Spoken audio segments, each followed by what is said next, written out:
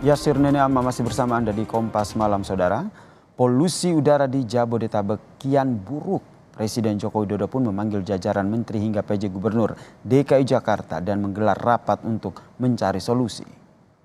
Presiden Joko Widodo mengkritisi kualitas udara di Jabodetabek yang dinilai sangat buruk selama sepekan terakhir. Polusi udara ini bahkan sudah dalam batas yang tidak sehat untuk manusia.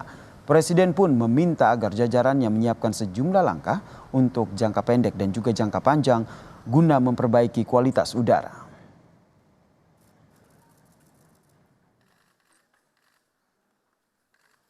Udara di Jabodetabek yang selama satu pekan terakhir kualitas udara di Jabodetabek sangat buruk. Dan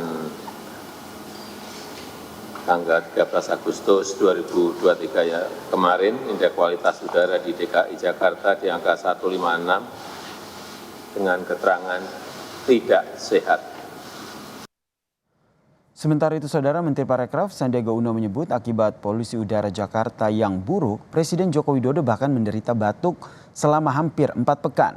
Sandiaga mengatakan Joko Widodo telah mengecek kesehatan ke dokter dan menurut dokter ada pengaruh dari udara Jakarta.